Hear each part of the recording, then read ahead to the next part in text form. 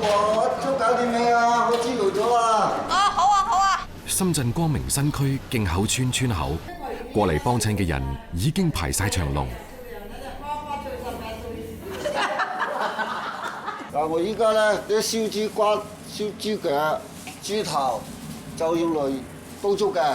將個粥底咧煲好咗之後呢，啲骨頭擺落去，再煲個15分鐘左右啦，就 OK 噶啦。好多人慕名嚟食啊，好遠都走過嚟食啊。好難等嘅呢度，唔係時時有嘅佢，收到通知佢話今日開檔啦。其實我睇下點啊？哇，好食啊，根枝好味啊！有冇燒豬粥啊？有。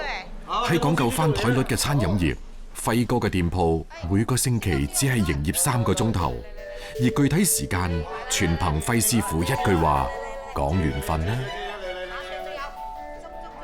斬件燒肉配燒豬骨粥，耳邊響起脆皮喺齒間破碎嘅聲音，口裏面浸潤肉香醇厚嘅粥水，將聽覺同味覺結合，專屬於燒豬嘅賞味過程先算完美。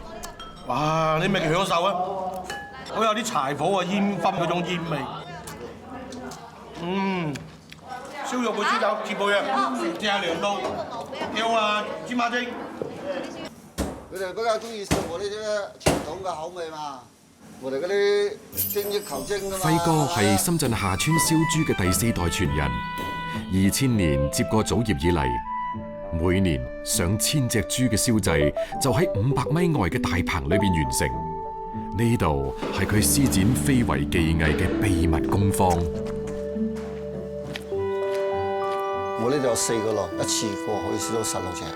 之前咧，我爺輩咧，佢哋喺釘爐，佢只要燒到1隻豬嘅。經過我老豆改良咗之後咧，依家好似一個爐同時可以燒4隻。喺地下挖個坑，用火磚砌成一個封閉嘅圓形燒爐。呢個係深圳下村傳統燒豬嘅地爐燒法。老婆有冇增加電燈？有啊，啱啱住咗3隻啊。喂，你好。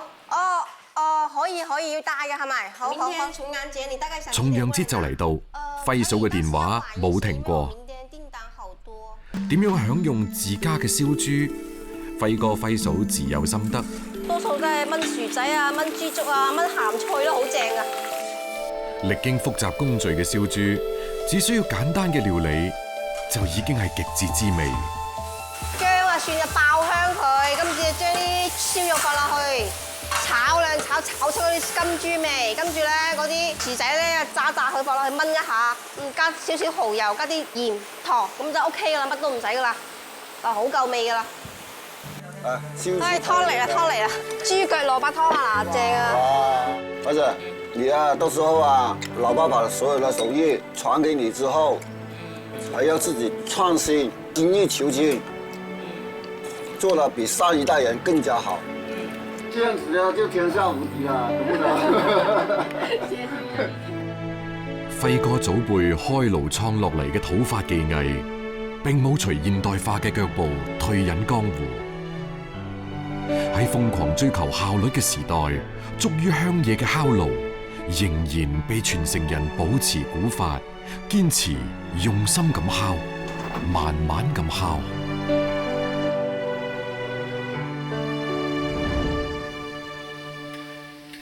極致滋味嘅傳承，往往唔係衣香鬢影、觥籌交錯嘅星級酒樓。喺廣西三江，侗族人嘅味覺傳奇紮根村寨，靠嘅係一班廚娘。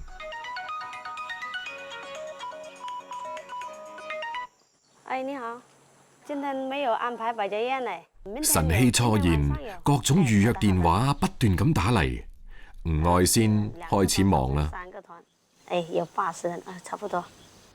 80人係百家宴嘅設宴起點，清點咗報名人數，吳愛仙即刻喺佢組建嘅廚娘群裏邊發出邀請。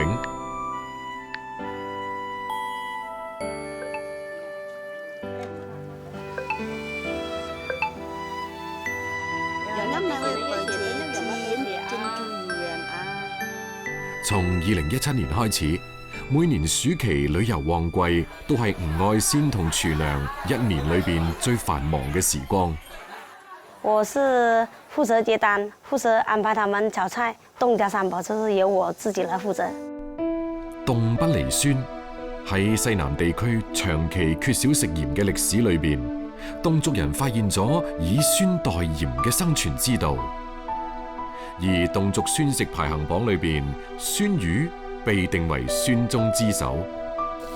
除咗傳統嘅生食，用炭火烤，味醇留香，皮脆骨軟，令人回味無窮。煎炸只需要用少量茶油，將酸魚表面煎到焦香就可以上台，入口香而不膩。大喜慶的日子，出嫁啊、結婚啊，這種都會有幾十年的那種酸魚酸肉。三江地處南方，漫長嘅夏季多雨又潮濕，酸亦係保存食物嘅獨特法門。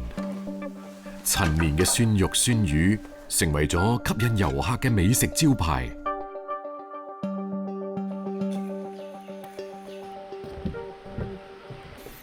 吳愛仙係岩寨百家宴嘅發起人。後生嗰陣，佢曾經外出做嘢，做過小買賣。細路嘅出世，親情嘅牽絆，令到仙姐停低咗漂泊嘅腳步，回歸鄉土。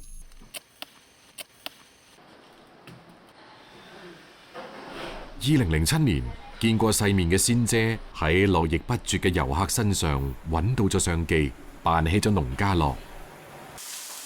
自細練就嘅侗家廚藝，居然打通咗遊客嘅胃，留住咗食客嘅心。這是我們侗家的土豬肉，拿來辣的啊！開始就是有一家，他專門接待老外的。那時候很多老外，他會吃，他的不要燒，就是直接這樣吃，生吃。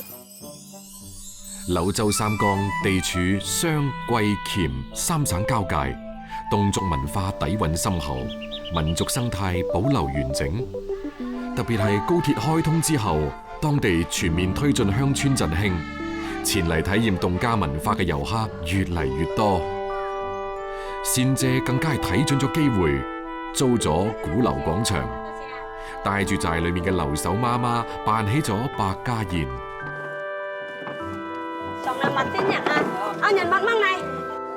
5年時間，廚娘團從零星幾人發展到67個人。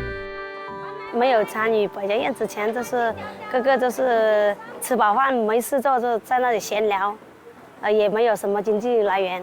7月份我們就做了24場，一個人就收入3000多塊。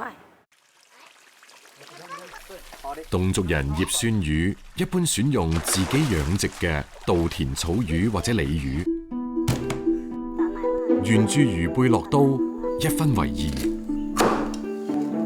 還要鹽多，還要鹽香。用鹽同米酒醃製之後，自然風乾。當魚肉質變硬，就可以準備下一道工序。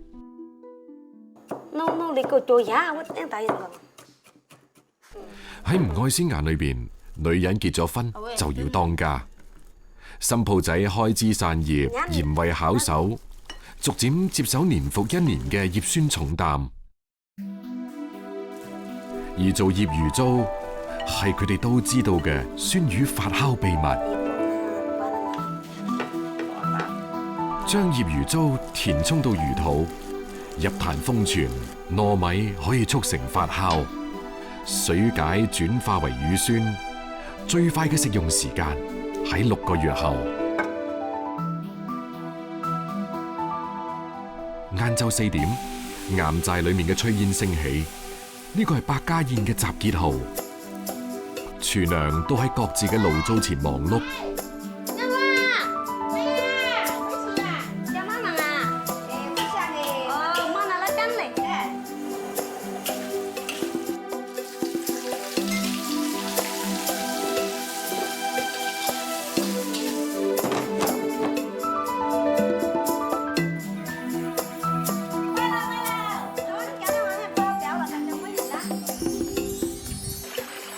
今日嘅百家宴要招呼380人，無論客人有幾多，有住上千場百家宴經驗嘅廚娘都泰然自若。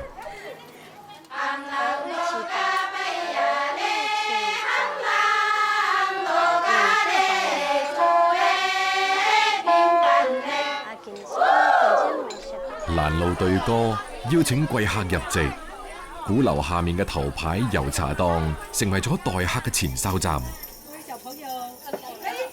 老樹茶經歷3輪蒸煮，去除苦澀後嘅茶湯，加埋眉豆、炸米、花生、蔥花，原汁原味，鹹甜隨意。什麼都不放，你都放，你自己放就可以了。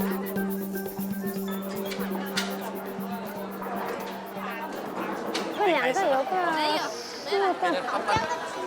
上面這裡你來找我，我這裡忙找不到你啊。離開席只係剩低20分鐘，吳愛仙嘅電話仲難打過熱線。我躲在這裡等你們啦。有時候累，但是也值得。就是在自己的家門口能夠吃上旅遊飯啊，大家都能賺到錢，我也覺得開心，我也不怕累。品嘗侗族油茶係餐前小食。鼓樓平常嘅長台先至係盛宴嘅舞台，百家宴準時開席。歡迎大家來到我們侗鄉，百家宴是我們侗族待客的最高宴席禮節，各家各戶從自己家中挑來美酒佳肴。說了，這是我們侗族說乾杯，乾啦，請大家一起說啦。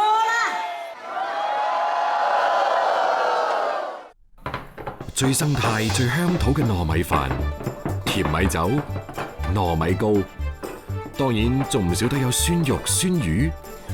食客手起快樂，隨意走動，嘗百家味，品百家菜。侗寨廚娘以自家菜肴宴請四方客，呢種近乎於群策群力、共享共濟嘅烹飪模式，令到吳愛仙佢哋非常在乎食客嘅反饋。這是我們的侗，我們婦姐家家戶戶必不可少的一道菜。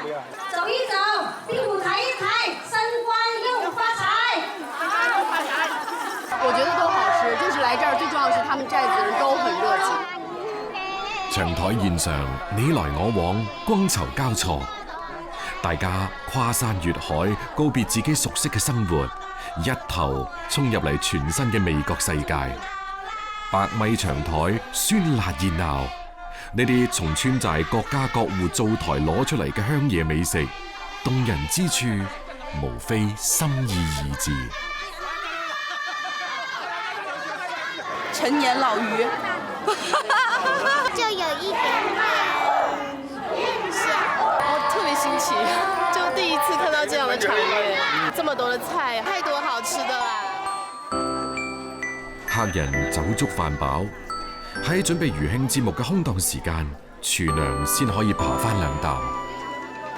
我2個人下表演了，到10點鐘才回去的，太晚了。在家裡面又可以採點茶葉啊，又可以帶小孩，然後又做點百家宴啊，這樣子。因為這上的百家宴。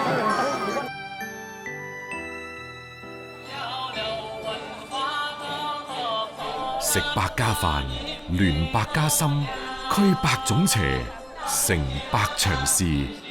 侗家傳統流傳至今，百家宴領頭人吳愛仙就好似紐帶凝聚匯集，喺人情往來之間，喺歌舞升平之時，令古寨嘅村頭熱鬧非凡。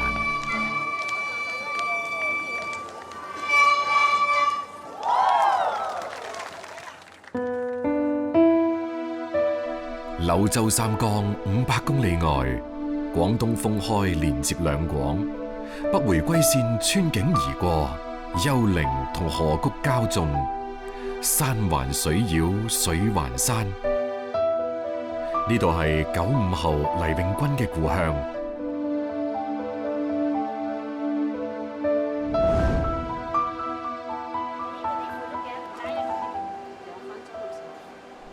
一個火爐，一口大鑊，炊煙裊裊，豆香陣陣。呢個係封開縣新農人黎永軍對家鄉嘅深刻記憶。我平時放假咁，爺爺就搭個鑊，然後就開始拉腐竹，我就幫佢添火。點解可以咁快就搭一張上去？我覺得好神奇啊！從細睇到大啊嘛，但係我都冇咩機會動手。鏈起、掛上，腐竹成形嘅關鍵在於動作嘅行雲流水，一氣呵成。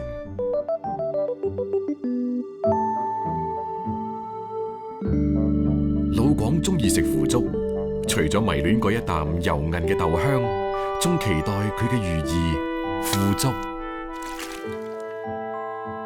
腐竹係素食裏面嘅營養擔當，可煮可腐，食法多變。經高溫油炸之後，變身為蓬鬆爽脆嘅火鍋配菜，同燒肉一齊炆，配碗白飯就係老廣常餐枝竹火腩飯。2019年，爸爸自認睇準咗市場需求，要搏一搏。呢個時候，仲讀緊大學嘅黎永軍就同爸爸一齊籌建咗腐竹加工廠。但事與願違，兩父女主打嘅無添加健康腐竹，因為成本高、價格貴，未能夠得到市場嘅認可，最後以失敗告終。做農業好似就係住玩一個大冒險咁，你覺得目標就喺前面，但係呢，前面係好多困難挫折咁喺度等住你，你要一關一關打敗佢，重新行出我嘅路徑。8月初嘅田頭，鬱鬱蔥蔥，稻谷長勢喜人，但係睇天食飯嘅風險隨時都會嚟。半個月前先至被黎永軍搶救咗翻嚟嘅稻穗，再次迎嚟咗暴風雨。全都豆腐，我的天啊，太難了吧！才經歷了3次洪水，準備收割了，居然那麼大片的豆腐。落田4年，4度受挫，黎永軍已經習慣面對各種突發情況。先報保險理賠嘛，我們買了農業保險，然後再搶收，能救回來多少就多少。為咗降低損失，黎永軍決定先收割稻谷，馬上進行烘乾。翻嚟嘅好大一個支撐係因為我爸爸，我係從細到大望住佢點樣去實施佢中國嘅計劃。佢係一個遇到難題佢從來冇會放棄嘅，不停咁諗佢個解決方案，我好佩服佢嘅。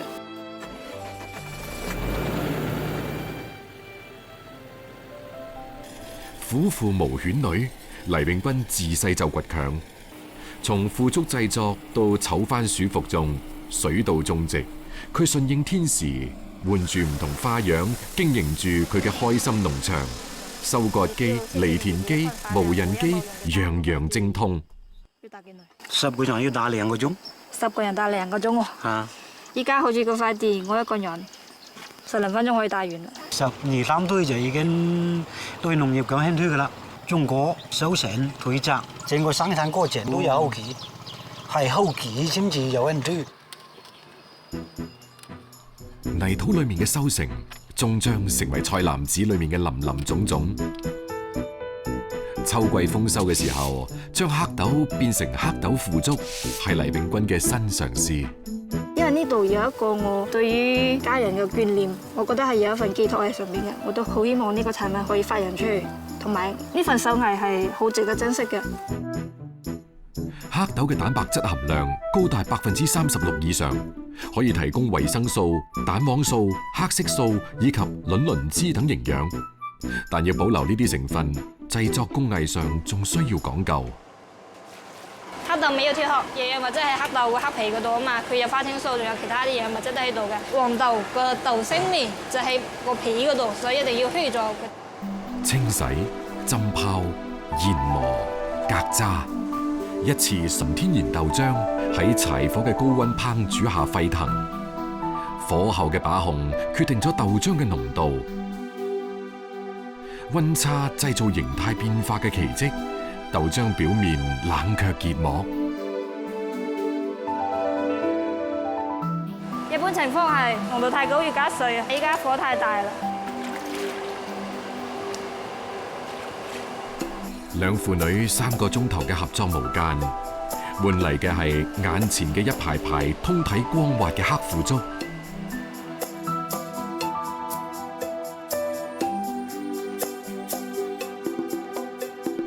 秋秋高氣爽，沐浴陽光，吹住山風，唔到2日，黑豆腐竹變得乾爽輕盈，光澤透亮。個鋪做得幾靚？靚就靚㗎，但產量太多啦，冇50蚊一缸都冇錢賺點喎。咁仲要繼續研發咯，睇先點樣可以喺冇添加嘅情況下提高成數。喺封開人嘅餐台上，經常同腐竹搭配嘅一定係河江河鮮。河江鯇魚肉剁碎成魚蓉，平鋪喺浸好咗嘅黑腐竹上，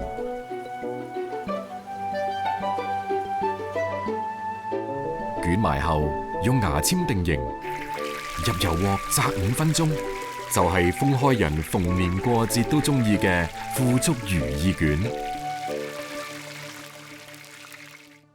百搭能手腐竹，無論係炸定係炒，係燜定係煮，腐竹嘅吸汁能力都令人覺得驚喜。